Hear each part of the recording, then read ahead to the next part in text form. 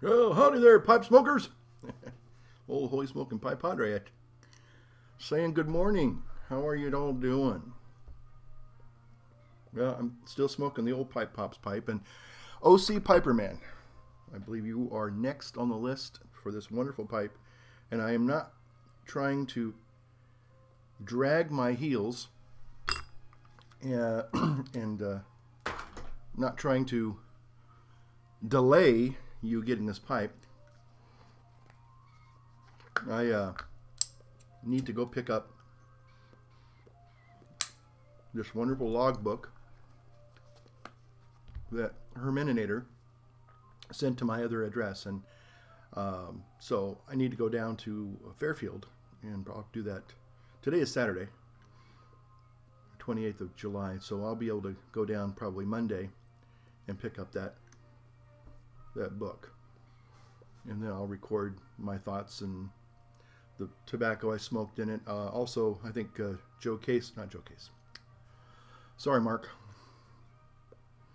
Mark also sent a sheet that you can just write down, I guess whatever you smoked in it, personal reflections, there's a little line or two. So, but I think the logbook will be a little bit nicer because, maybe you can share some kind of a sentiment about old Pipe Pops and what it's like to smoke a pipe that he smoked. And this is like the 5th bowl I've had. And by the way, I'm still smoking, if you're interested, the Dark Kentucky that the one and only Mr. Joe Case sent me. Thank you, Joe. I like Dark Kentucky. It has a licorice flavor to it. So I really enjoy it, and it's a really tasty little smoke. So I know that there's been concerns, and there's been a few people talking about the ghosts, the interesting ghost that this pipe's going to be carrying around with it. So I'm thinking that this Virginia or this Kentucky is going to be a kind of a middle of the road tobacco, so there won't be something wicked this way comes when the pipe gets to you and whoever gets it after Mr. OC Piperman. Well, a couple things. I wanted to tell Aaron. Aaron, I tried one of these the other day, the Apfel, and it's sehr gut. I really like it. Well, guys, I'm here for a couple of reasons. I'm going to stick to 2 topics today. I'm kind of inspired by watching one of Jay's videos. What else is new, And I had a comment from a good friend that kind of challenged me on something, and I want to also give my 2 cents. Not so much a rebuttal or a rant, but just give this friend a perspective. And at the same time say that I appreciate his challenging me to rethink my position on something. Jay's, well, he has several videos, but the one I'm responding to now, Jay, if you're watching. Hello there! The housekeeping? Yes, well, we already got that out of the way.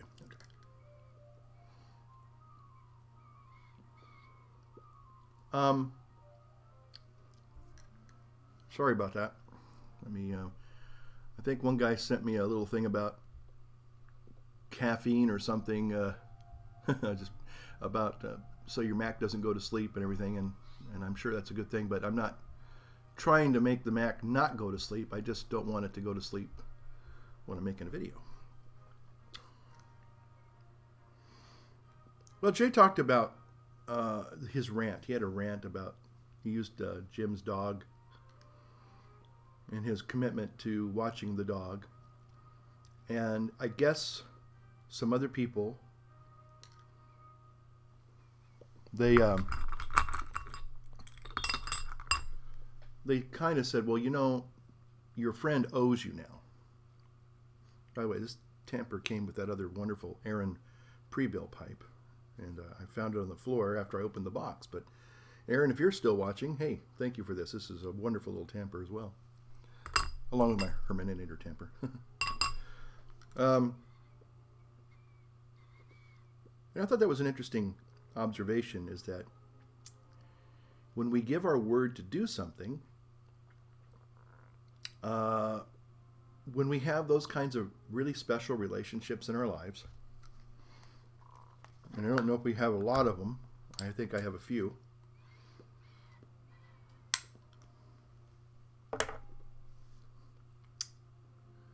Ooh, ooh, got it. Sometimes about certain pipe tobaccos, I just got it. When I took a big puff of that, it tasted like peaches. Awesome. Weird. That's good. Oh, dark Kentucky. Can't go wrong with this. But when you have relationships, you know, it sounds like it's in some ways, kind of an envious, looking at a kind of relationship that Jay has with his friend, to where they have that kind of commitment. You say you're going to do something, and come hell or high water, you keep your word.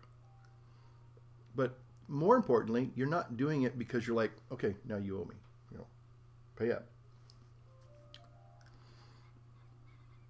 But there was more to it than just that quid pro quo element. There was a sense of you give your word and you keep your word.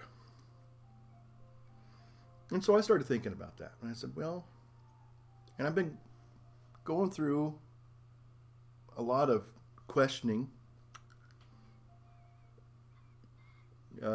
this past year.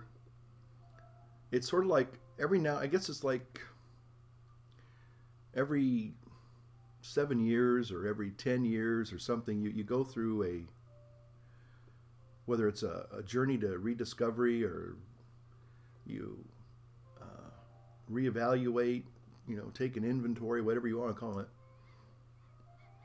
your life. And this past year has been, as I've alluded to many times, and to a few of you, it's been a very challenging year.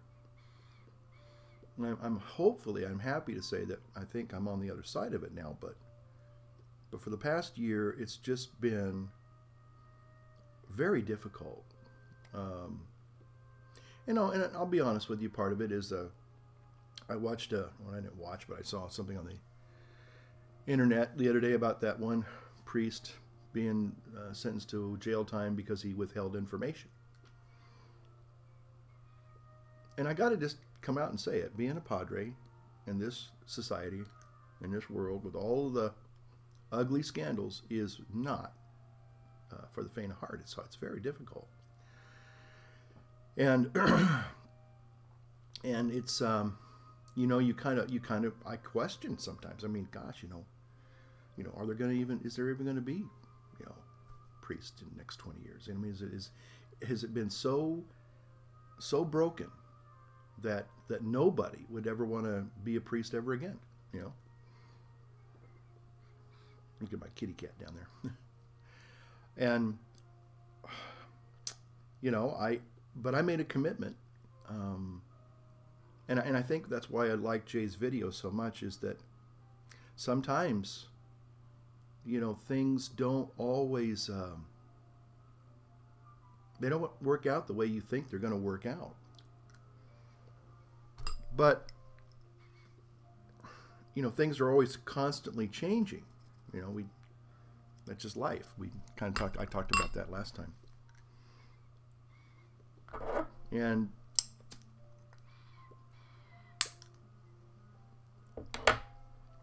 saw a very fascinating video yesterday about Steve Jobs. It was a lost interview he gave back in '87. And it was fascinating. Talk about a clear thinker. The guy was so focused. And I was just amazed. It's like an hour and a half video. It was supposedly lost. Somebody 20 years ago did an interview, and they just used a few snippets of it, and somehow it got lost. And then, lo and behold, some guy found an old VHS that he had personally. But it was a fascinating interview, and to watch a younger Steve Jobs, but not the young 21 or 25-year-old. This is Steve Jobs when he was like maybe 39 or 40.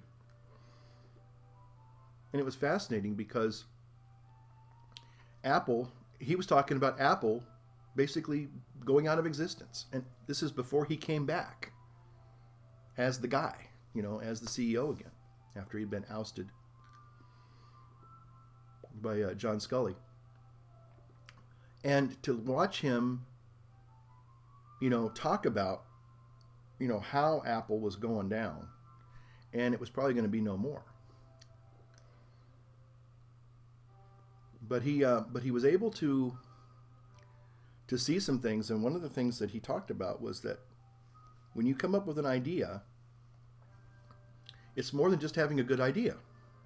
How many of you have ever had ideas, and you find out later that somebody somewhere else had the same idea, but they somehow got it to market?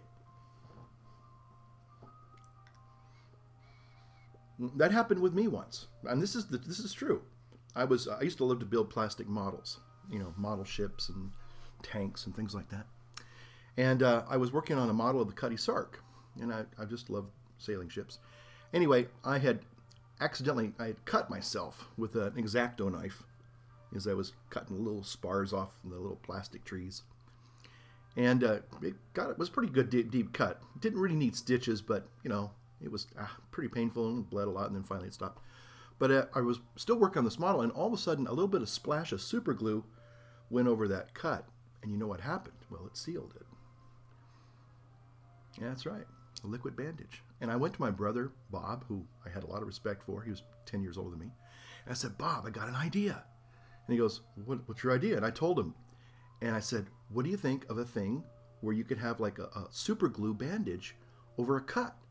And he goes, that's the stupidest thing I ever heard of. Anyway, the rest is history, as they say. But many of us have had these kinds of ideas, but we never get a chance to put them into some kind of a, you know, we don't have the money to have somebody do laboratory tests and things like that to make a product, to bring in a good idea and make it a product, I guess. And then he said also, with good ideas, you start off with a good idea, but you have to be able to be comfortable with the fact that that idea, the more you learn about it, is going to change. So your original concept is not going to be exactly what the end result is that you're going to discover, because you're still on a journey of discovery. And I thought, wow, that's interesting. But the only way you get from idea to product, or from beginning to end, is by sticking it out. And that's where that commitment concept comes in. You have to be willing to see it through. And when I was listening to Jay, I thought, you know, what you're talking about in a very awesome way is something that I think a lot of married people have to hear. You know? Now, granted, there are times when I guess two people really can't be together because, you know, domestic violence and things of that nature. But most of the time, what really is going on is just two people supposedly they're no longer in love with each other. You know, I think the being in love experience is wonderful, but to be honest with you, it's a trick. It's a trick of nature. You know, I think God designed it to be that way. So you procreate. You know, you get together with this person, but hopefully before the biological and all the physical stuff, you know, really takes control, there's a commitment. There's a real firm commitment based upon whether you want to call it love, friendship, or all the above. You know, that you're going to stick it out. through thick and thin. I mean, when I stand in front of married couples, I go, man, you guys are making the most awesome pledge in the world. You're pledging your love for the rest of your lives. You know, the words in the wedding rite, I tell you what, I listen to them and I'm going, well, good luck, you know. You pledge, literally you pledge your undying love, and it's not based upon really feelings. It's based upon a commitment, you know, through thick and thin, you know, better for worse, rich or poor, sickness and health, until death do you part. That's a huge, huge commitment.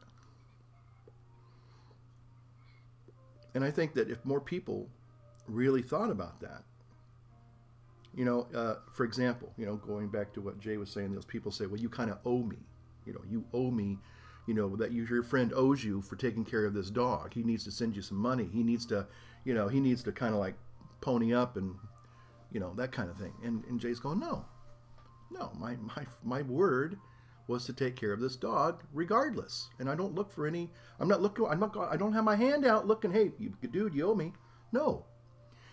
And, you know, in marriage, a friend of mine, his wife basically after what, 15, 16 years finally said, well, you owe me, and I want a new house.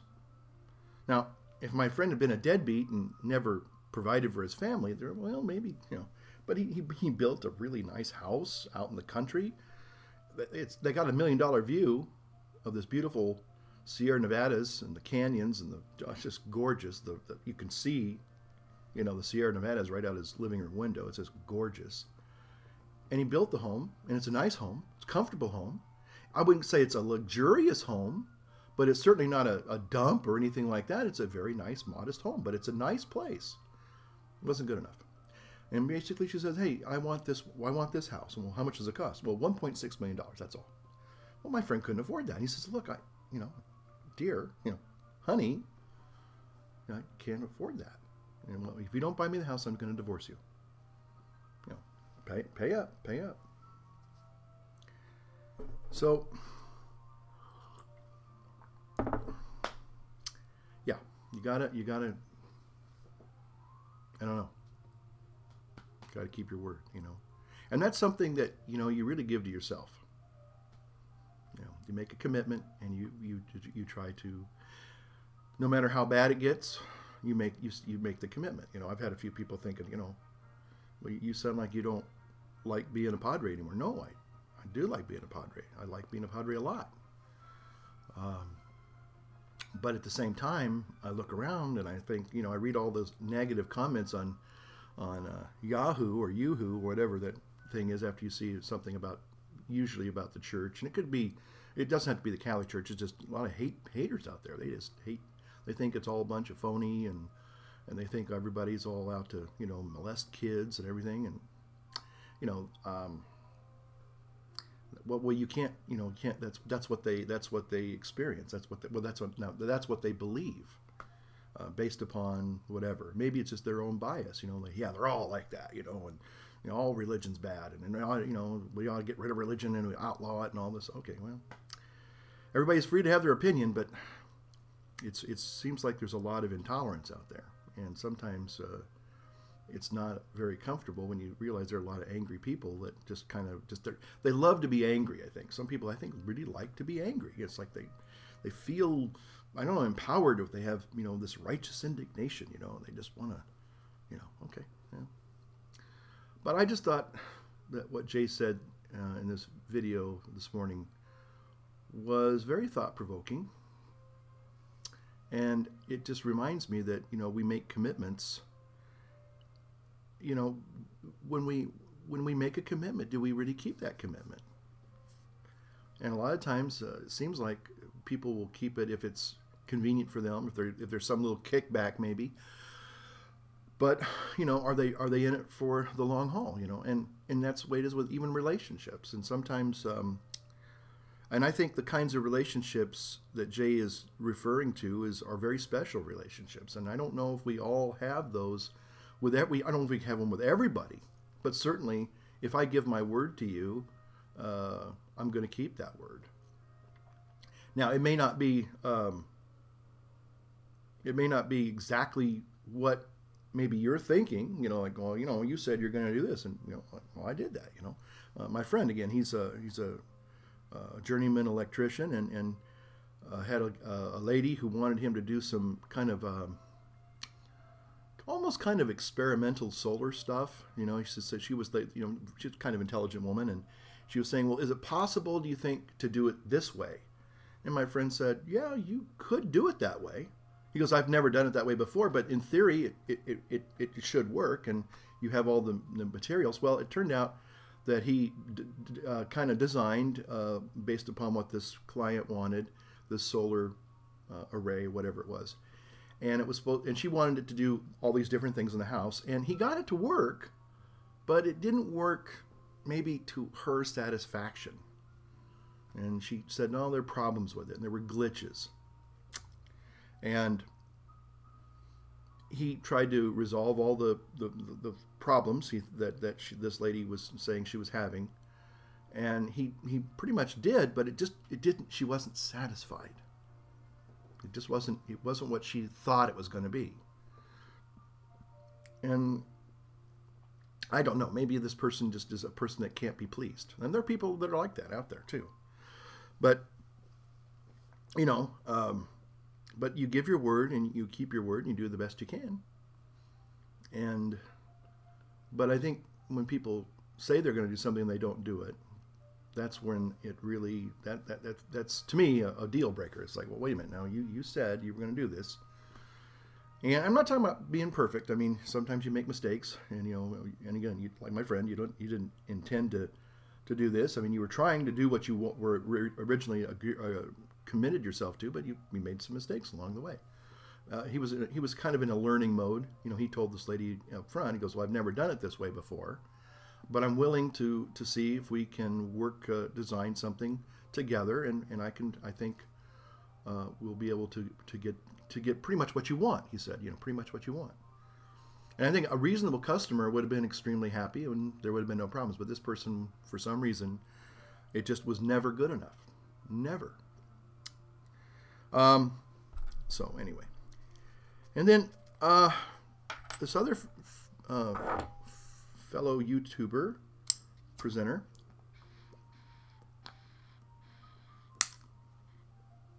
I think I might have offended him. I hope I didn't. But you know, last video I was talking about the horrible shootings in Colorado. And I said, though, that Mark had a video about a 71-year-old guy who had a little handgun in his backpack at that cafe, and he started taking out after the bad guys.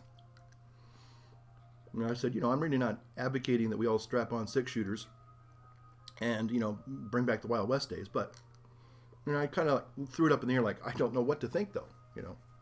And this friend sent a personal message saying, well, you know, we can't give ourselves, I think it was sort of like, you know, we can't begin to think that killing in any form is right. You know, abortion's wrong, and murder is wrong, and, you know, just killing is just outright wrong. You know, it's against what Jesus said. And maybe part of what I was saying wasn't so much killing somebody, but it was being able to defend yourself. And I'll give you an example. When I was growing up, and I did share this on a video, but I think I made it private because I got maybe a little too rambunctious. But when I was growing up, I was 4 years old. My dad, who left, basically this is within the night he left. Again, he was a rageful alcoholic. And he was literally beating up my mother, and had threatened early in the day to do me in. That's the truth. And so I was 4 years old, and I was witnessing this rageful man just, you know, punching my mom almost to death. And, you know, what do you do? Well, thanks be to God, the neighbors heard the commotion going on in the apartment, and the landlord, the owners of the establishment, came down. We were renting a house on this trailer park. Basically, it had some houses, and mostly it was a trailer park. And they came down, and they were armed. You know, they had guns, and they were able to get my dad to stop his rage. They didn't shoot him, but they made it very clear that he needed to go away. And they had that extra bit of, if you want to use authority, handheld authority, to make him leave and to make him cease and desist his violence. So again, I appreciated the comment, because, you know, in some ways it's very challenging, because Jesus says so many things. And one of the things that I finally have come around to accepting is that real forgiveness is not about just overlooking a fault, but it's a restoration of a relationship.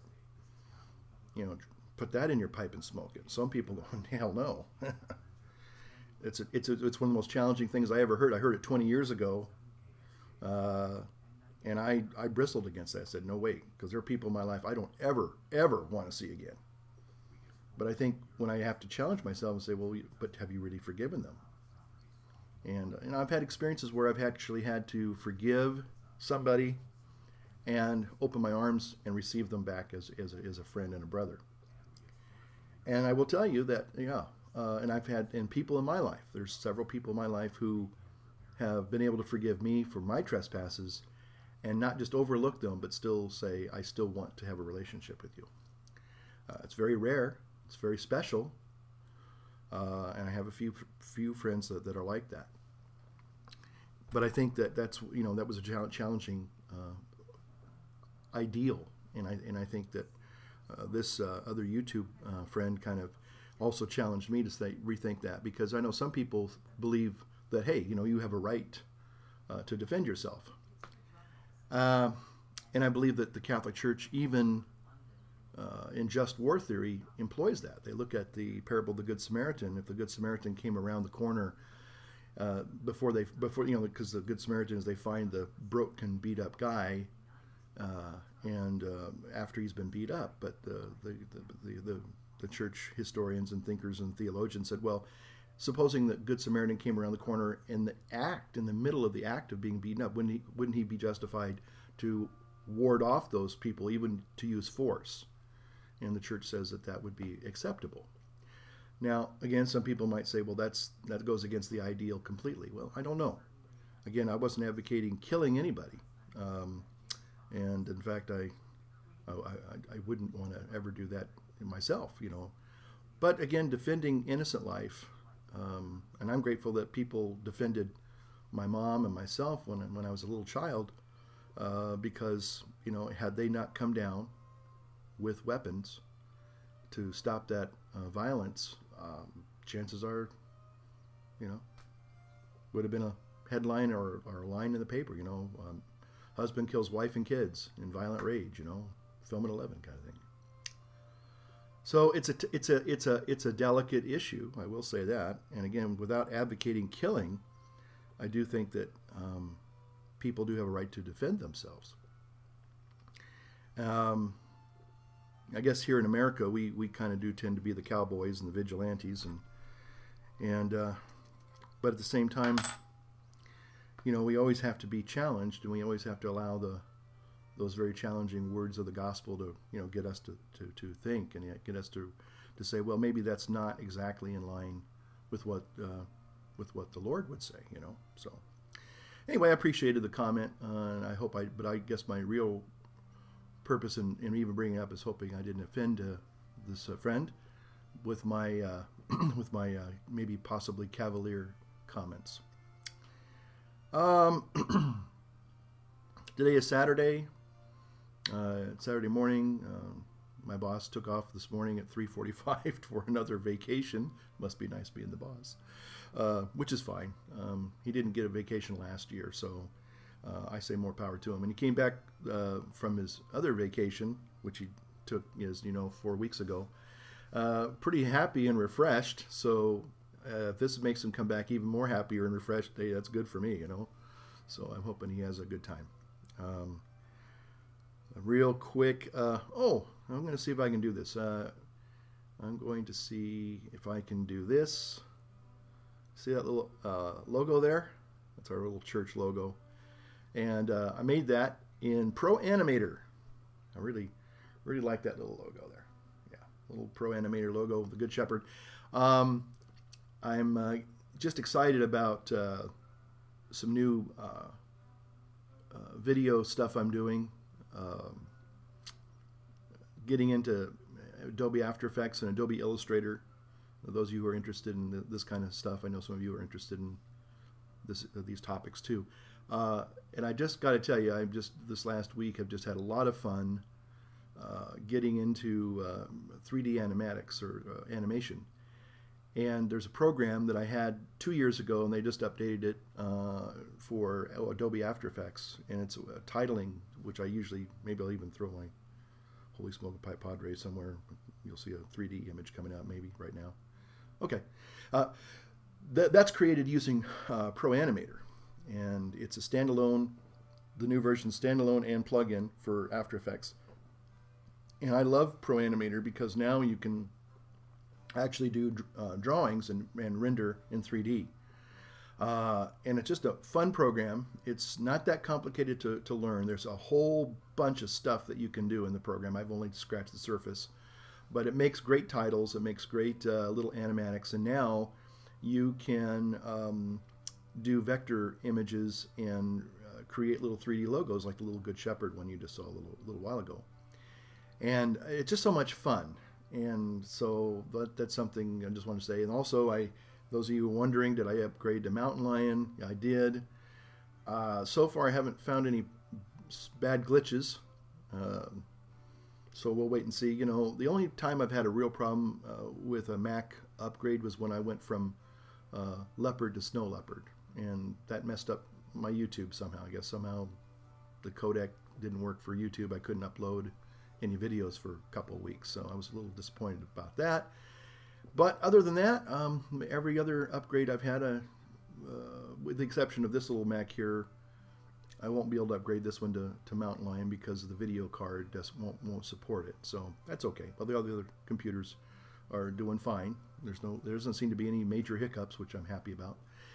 Normally, I don't like upgrading, whether it's you know, when I did Windows, oh man, I hated Windows upgrades. Every time I got skunked, you know, because then I'd upgrade and I found out maybe 50% of my hardware didn't work anymore, or 50% of my software didn't work anymore. And oh, it was a bitter pill to swallow. And the only problem I've ever had with an upgrade from Apple is the other third-party things. Like, again, going back and, you know, finding I couldn't use YouTube for a while because it wasn't responding. I don't know, maybe there's something in the Safari, whatever, but it got resolved. Okay, it got resolved, but that was the only problem I had. But everything else was fine. It just that was the only. But of course, if you're doing YouTube videos, as I was doing back then and now again on a weekly basis, and you needed to be able to upload your video for that weekend, well, and you can't do it, then you've got a real problem. But anyway, everything seems to be fine, so I'm happy about that too. All right, well, thanks for watching. I know I make these long, rambling videos, but sometimes it's kind of good for my soul, you know, be able to just kind of, maybe not rant so much, but vent. So anyway, again, if you want to light up your world, light up your pipe, and thanks for watching, and we'll be seeing you next time real soon. Okay, thanks. Bye.